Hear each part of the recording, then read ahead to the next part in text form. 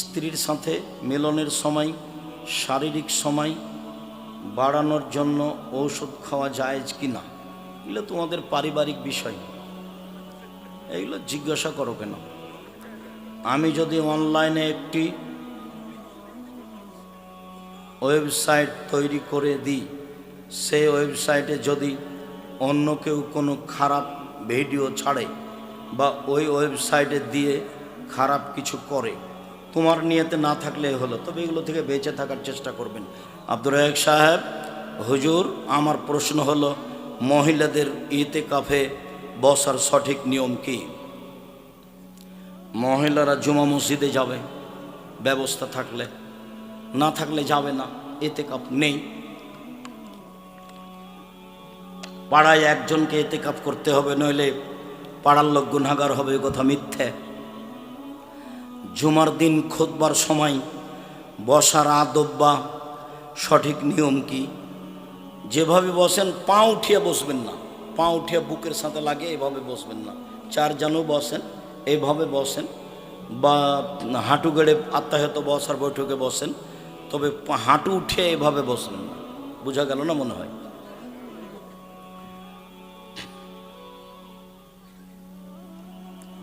হাদিস অনুসারে যে এক ওয়াক্ত সালাত ত্যাগ করে সেই কাফের। তাহলে যারা মুসলিম পরিবারে জন্মগ্রহণ করে, যারা সালাত অস্বীকার করে তারা কাফের।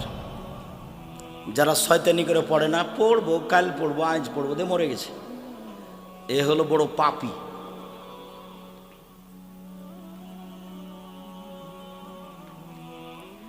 আমার বউকে আমি প্রতি মাসে তার বাপের বাড়ি নিয়ে যেতাম, দুই তিন দিন করে থেকে আসতাম। তারপরেও আমার শ্বশুর বাড়ির লোক আমার সাথে অশান্তি করত, বলছে ছাড়াছাড়ি করিয়ে নেবে। এখন আমি আর শ্বশুর বাড়ি যেতে দিই না। আচ্ছা, কিছুদিন পরে দিও, নরম হয়ে। বিয়ের ক্ষেত্রে আল্লাহ দিনদার দেখতে বলেছেন। আবার বিয়ে করার সাথে বিয়ে কার সাথে হবে তা আগে থেকে লিখিত দিন তারিখ ঠিক করে রেখেছেন। হ্যাঁ, আল্লাহ তো বলছেন যে তুমি তোমার পছন্দ মতো বিবাহ করো। তাহলে হাজার হাজার লাখ লাখ পাবনাতে মেয়ে সবচেয়ে সুন্দরী বিবাহ করব, ওটা ভাগ্য। দেখতে দেখতে একটা কালো মেয়ে তুমি তোমার মাকে বলবে, আম্মা এই মেয়েটা কালো হলো, তার চালচলন ভালো, এটাই নেওয়া হোক। আগেরটা খুব সুন্দরী আম্মা, কিন্তু মনে হচ্ছে চালচলন ভালো নয়। এই যে একদম তাকদীর। টয়লেটে গিয়ে আল্লাহর নাম নেওয়া তো পাপ হবে? জি না। আল্লাহুম্মা ইন্নী আউযু বিকা মিনাল খুবুসিল খাবাইস বলে বসলেন, গোফরানাকা বলে উঠলেন, এই পর্যন্ত কোনো তাসবিহ তাহলিল জিকির হবে না। টয়লেটে ঢুকে আপনি বলতে পারেন, টয়লেটে ঢুকে আপনি বিসমিল্লাহ বলে অজু করবেন, অজু শেষে দোয়া পড়বেন, কোনো সমস্যা নেই। নিষেধ কোন সময় পর্যন্ত বলেন তো? বসা থেকে নিয়ে উঠা পর্যন্ত। এখনকার টয়লেট তো আপনার শহর ঘরের চেয়ে সুন্দর। নাভির নিচের লোম যদি 40 দিনের কাটা না হয়, আল্লাহর নবী বলেছেন আঙ্গুর নখ ছোট করতে হবে, বগলের লোম উঠিয়ে ফেলতে হবে, নারী পুরুষ একই হুকুম। নিচের লোম পরিষ্কার করতে হবে, ঊর্ধ্বে টাইম 40 দিন করতেই হবে, নইলে গুনাহগার হবে। নারী পুরুষ একই হুকুম, যেভাবে সহজ, যেভাবে সম্ভব।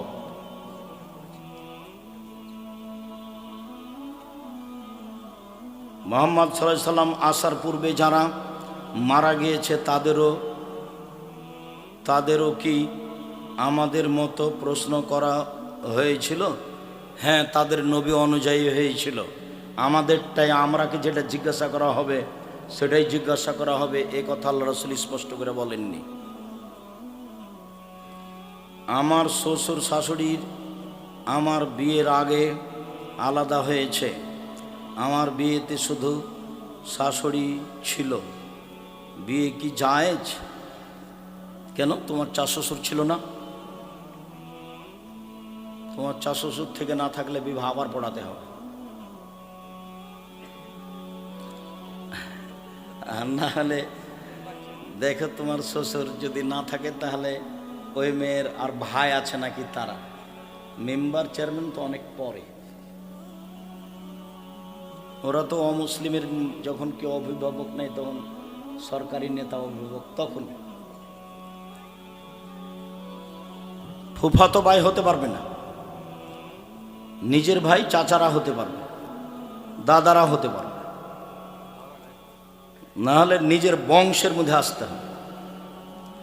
এশার সালাতের পরে বেতের সালাতের সময় যে হাত তুলে দোয়ায়ে কুনুত পড়া হয়, এই হাত তুলে দোয়া করা সহি হাদিস আছে কি? আছে, হাদিস গ্রহণযোগ্য। মাঝে মধ্যে উঠাবেন, কোনো দিন দোয়ায়ে কুনুত পড়লেই হাত উঠাতে হবে, এই নীতি বাতিল। কেউ যদি কোনো দিন দোয়ায়ে কুনুত পড়তে চায় তাহলে বেতের সালাতে পড়বে, বেতের পড়লেই কুনুত পড়তে হবে এই কথা ঠিক নয়।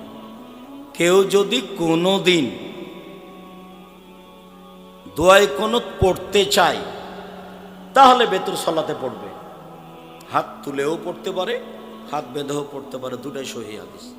কেউ যদি কোনো দিন দোয়ায়ে কুনুত পড়তে চায় তাহলে বেতের সালাতে পড়বে। দোয়ায়ে কুনুত পড়ে না 2-4 মাস পড়ে না, আল্লাহ রসুল শুধু রমজানে পড়তেন। সংবিধান পরিবর্তন করে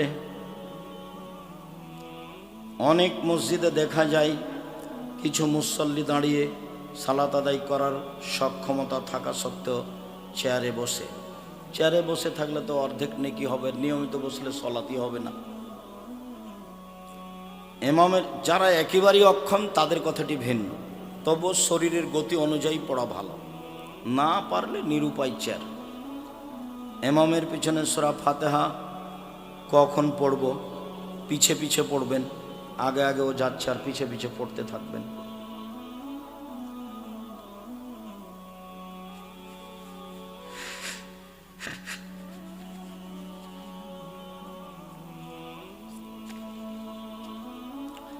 সূরা ফাতিহা না পড়লে সালাত হবে না, জি হবে না, এটাই ঠিক। তো রুকু পেলে রাকাত হয় কি করে? রুকু রাকাতে কথা আল্লাহর নবী বলেছেন, তো সূরা ফাতিহা হয়নি যে, এটা সূরা ফাতিহা পড়ার জায়গা নয়, এই জন্য হয়নি। তবু রাকাত হবে কি করে? নবী বলেছেন এই জন্য। কেউ যদি সূরা ফাতিহার জায়গাতে সূরা ফাতিহা না পড়ে সালাত হবে না, এই কথাই ঠিক। শুধু ফরজ ইবাদত করলে জান্নাত পাওয়া যাবে আশা করা যায়। সুন্নাত পড়ার চেষ্টা করেন, বিপদে পড়লে ওগুলো রক্ষা করবে। সন্তানকে সুন্নতে খাতনা দিয়ে অনুষ্ঠান করা যাবে না, সুন্নতে খাতনা অনুষ্ঠান দাওয়াত খাওয়া যাবে না। খাতনার কোনো অনুষ্ঠান নেই। আকিকার করতে পারে, 7 দিনের দিনে আকিকা দিতে হবে, 14 দিনে নয়, 21 দিনে নয়। আকিকার সাথে কুরবানির কোনো সম্পর্ক নাই। আকিকার ছাগল কানা হোক, ন্যাংড়া হোক, 2 মাসের হোক, আপনার খালি জানে আছে, বাপের জিম্মেদারি 7 দিনের দিন করতেই হবে। প্রয়োজনে ভিক্ষা করে আকিকা দিতে হবে, ওটা বাপের জিম্মেদারি। আর কুরবানি তো নেকির কাজ, নেকি তো অনেক বড় নেকি, যা দিয়ে জান্নাত পাওয়া যায়। তো কুরবানি মানে চোখ দেখো রে ঝকঝকে কিনা, কান দেখো ঝকঝকে কিনা, পা দেখো ঝকঝকে কিনা, লেজ দেখো ঝকঝকে কিনা, মোটা তাজা আছে কিনা, সব কুরবানিতে। কুরবানি একেবারে ঝকঝকে প্রাণী হতে হবে, ও দিয়ে জান্নাত পাওয়া যায়। এখন আপনারা গোস্তের তালে ঘুরছেন, আমি কি করি? আমি ভাগে টাগে যাইনি কোনো দিন, ভাগের পাতায় আমি কোনো দিন পড়ি না। আপনি কষ্ট নেন না, আপনাকে আমি অনেক ভালোবাসি। টাকা আছে আপনি উট কুরবানি দেন, টাকা কম আছে গরু কুরবানি দেন, তার চেয়ে কম আছে খাসি দেন, তার চেয়ে কম আছে ছাগি দেন, তার চেয়ে কম আছে ভেড়া ভেড়ি দেন। রাসূলের পদ্ধতিতে আসেন, পরিবারে একটা করেন, জান্নাত হবে। উপহার নেই, উপহার অবৈধ, অন্যদিন হাদিয়া। কোনো মহিলা যদি অজু করে অন্য পর পুরুষের সামনে বেপর্দার সহিত দেখা করে তাহলে তার অজু থাকবে? জি। মাথা থেকে কাপড় পড়ে গেলে অজু নষ্ট হয় না, বাচ্চাকে দুধ খাওয়ালে অজু নষ্ট হয় না, হাঁটুর উপরে কাপড় চলে গেলে অজু নষ্ট হয় না, কুকুরে কাপড় ছুঁয়ে নিলে অজু নষ্ট হয় না, গোসলখানায় পরনের কাপড় খুলে রেখে আর একটা পড়লে অজু নষ্ট হয় না। অজু নষ্ট হয় ঘুমিয়ে গেলে, অজু নষ্ট হয় বায়ু আসলে, অজু নষ্ট হয় পেশাব করলে, অজু নষ্ট হয় পায়খানা করলে, অজু নষ্ট হয় উটের গোশত খেলে। মুক্তিযুদ্ধে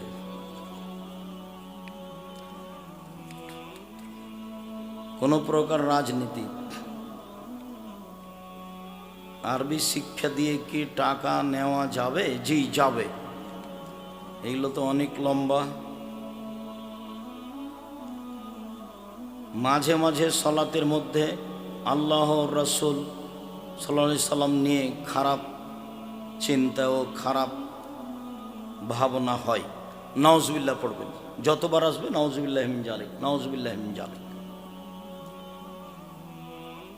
সলাতের মধ্যে রাফুল ইয়াদান বা হাত উত্তোলন সম্পর্কে জি সব সহিহ হাদিস।